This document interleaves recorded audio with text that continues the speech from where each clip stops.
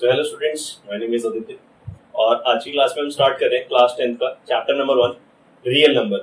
ठीक है, तो रियल नंबर के बारे में स्टार्ट करने से पहले कि रियल नंबर क्या होता है पहले ये जान लेते हैं।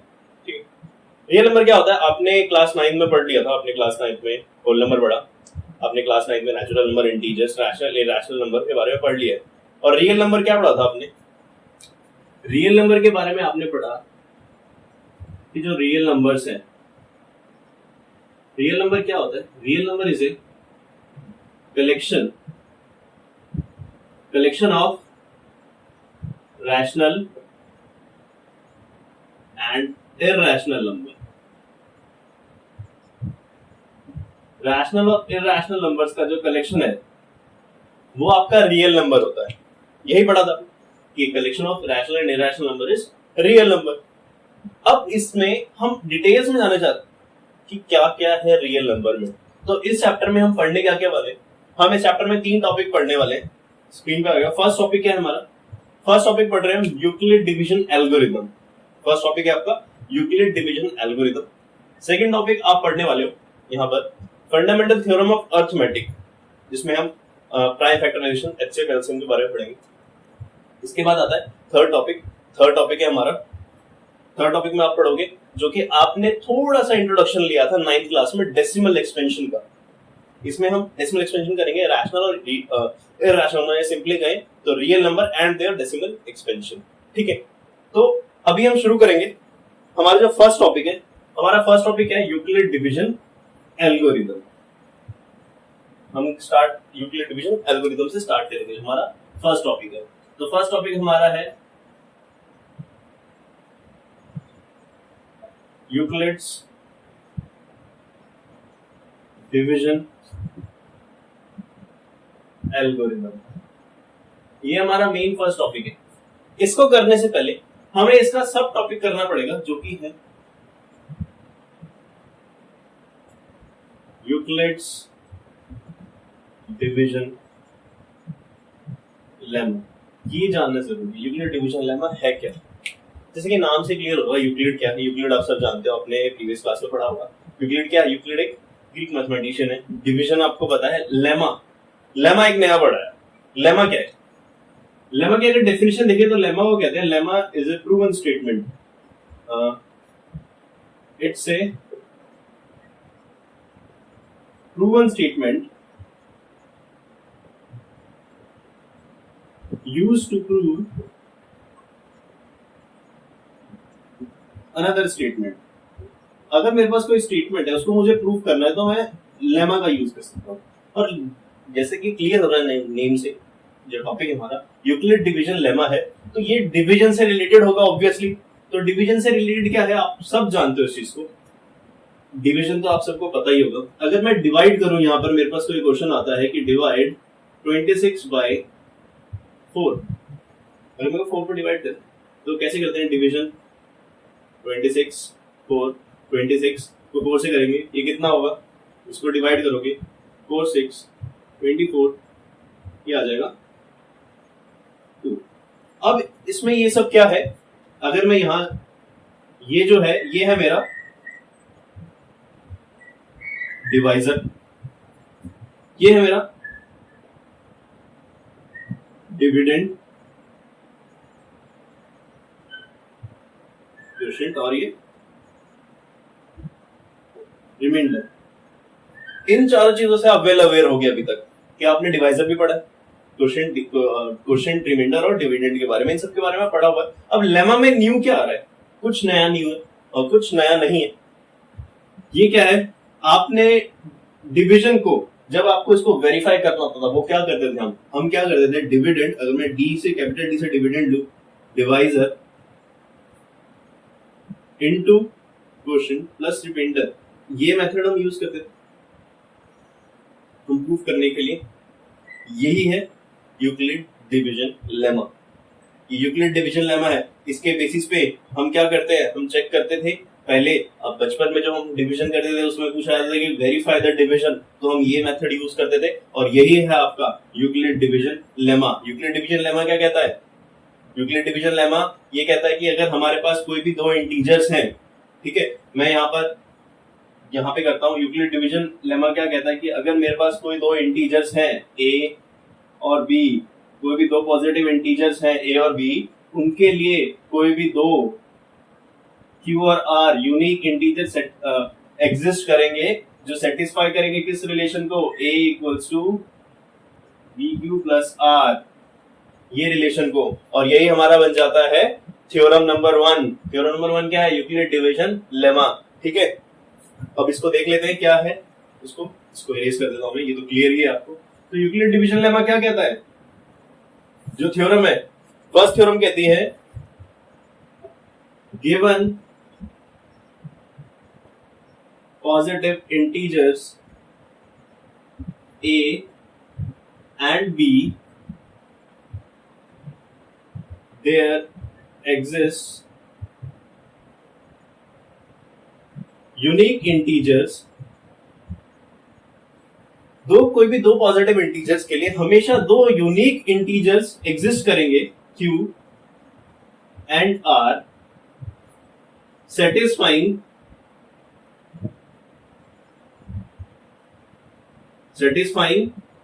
a is equals to bq plus r, इस रिलेशन को सेटिस्फाई करेंगे। और साथ में क्या होता है, where r is greater than equal to 0 and less than, किससे छोटा होगा, b से छोटा होगा। ये कंडीशन आपको ये याद रखना है कि जो हमारा डिवीजन है, जो भी डिवीजन है उसको जो भी हमारा जो यूक्लिड डिवीजन लेमा क्या कहता है कि हमारे पास अगर कोई भी दो पॉजिटिव इंटीजर्स है a और b, उसके लिए दो पॉजिटिव इंटीजर्स एग्जिस्ट करेंगे q और r, सेटिस्फाई करेंगे इस रिलेशन को a equals to bq plus r, where r is greater than equals to 0 और लेस देन b। ये आपने डिवीजन में भी देखा, अभी जो हमने डिवीजन करा था 24 और 26 को 4 से डिवाइड करा, 6 24 2 है, रिमाइंडर है। रिमाइंडर जो है वो हमेशा ये यहाँ पर ये जो है ये a है, ये b है, ये q है, ये r है। जो r है वो हमेशा किससे छोटा होता है, किससे छोटा होगा, 4 से। कभी ऐसा होगा कि यहाँ पर अगर मैं 5 से कर दूं ये 20 हो जाए और ये 6 आ जाए, ऐसा होगा कभी, डिवीजन गलत होते हैं। यहाँ पर मैं फिर दोबारा कर दूंगा 2, 1 से 4 आएगा, 2 आ जाएगा, 51 गलत होता है। क्या करेंगे हम, हमेशा जो भी होगा हमेशा ये b से छोटा होगा। तो ये रिलेशन को सेटिस्फाई कर रहा है और यही है हमारा Euclid division lemma. Euclid division lemma क्या कहता है कि सिंपल, कोई भी दो पॉजिटिव इंटीजर्स के लिए दो यूनिक इंटीजर्स एग्जिस्ट करेंगे q and r, satisfying this relation. ये हमारा यूक्लिड डिवीजन लेमा। ठीक है, इसके बेस पे हमारा कॉन्सेप्ट शुरू होगा यूक्लिड डिवीजन एल्गोरिथम का। यूक्लिड डिवीजन एल्गोरिथम क्या है वो देखते हैं।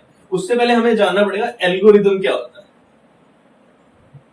एल्गोरिथम क्या होता है, एल्गोरिथम बहुत बार सुना होगा, अगर आप कोई आईटी का स्टूडेंट है, कंप्यूटर में पढ़ा होगा, जिसके पास 8 तक की 9th में आईटी इसने लिया है, फंडामेंटल ऑफ आईटी, तो उसको भी क्लियर होगा एल्गोरिथम क्या होता है। एल्गोरिथम क्या है, एल्गोरिथम एक सेट ऑफ प्रोसीजर है जिसमें कि एक किसी पर्टिकुलर टाइप के प्रॉब्लम को सॉल्व करने के लिए, अगर मेरे पास कोई पर्टिकुलर टाइप ऑफ प्रॉब्लम है उसको सॉल्व करने के लिए स्टेप्स ऑफ प्रोसीजर है।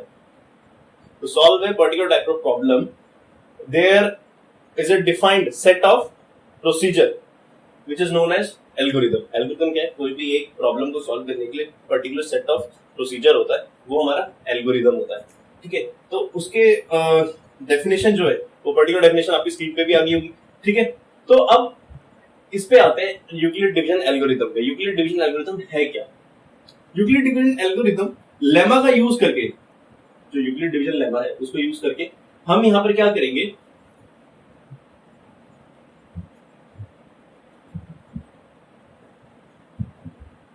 हम HCF डिफाइन करेंगे, सॉरी डिटरमाइन करेंगे।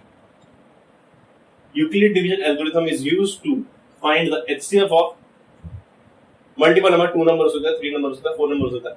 ठीक है, तो अभी हम चेक करते हैं कि यूक्लिड डिवीजन एल्गोरिथम यूज करके हम HCF कैसे फाइंड करेंगे। अभी तक आपने HCF देखा होगा। HCF अगर मैं कहूं कि मेरे पास दो नंबर है A और B, इनके बीच में HCF फाइंड कर रहा है, तो आप क्या करते थे, अभी फैक्टर्स प्राइम फैक्टर्स, उसमें कॉमन फाइंड करा, जो भी हाईएस्ट कॉमन फैक्टर है, एचसीएफ हाईएस्ट कॉमन फैक्टर होता है, वो नंबर सपोज x है तो x हो गया एचसीएफ। ये क्या होता था कि highest number which divides a and b both, a और b को कौन सा सबसे लार्जेस्ट नंबर होगा इसमें जो a और b दोनों को डिवाइड करता है, वो होता है हमारा एचसीएफ। तो हम यहां पर क्या चेंज कर रहे हैं, लेमा की हेल्प से कैसे फाइंड करेंगे, हम तो इस तरह से फाइंड करते थे, तो चेक कर देख लेते एचसीएफ कैसे फाइंड करेंगे। एचसीएफ फाइंड करने के लिए क्या करेंगे, अगर मेरे पास कोई भी दो नंबर है, सपोज मैं यहां पर कोई दो नंबर ले लेता हूं, मैंने दो नंबर ले लिए 455 एंड 42। अब मेरे को इसका फाइंड करना है एचसीएफ, तो मैं क्या करूंगा, लॉन्ग डिवीजन मेथड यूज करूंगा। लॉन्ग डिवीजन मेथड पता होगा आपको, जिसको नहीं पता वो देख लो, फर्स्ट टाइम है जिसके लिए, ऐसे लॉन्ग डिवीजन मेथड आपने 9th और 8th में पढ़ा होगा। तो पहले क्या करेंगे, हम इसको डिवाइड करेंगे। फर्स्ट मैंने डिवाइड करा, ये 142 कितना आएगा 335, आगे डिवाइड होगा नहीं होगा। लॉन्ग डिवीजन मेथड में क्या होता है, जो हमारा डिवाइजर होता है वो डिविडेंड बन जाता है। 42 1 7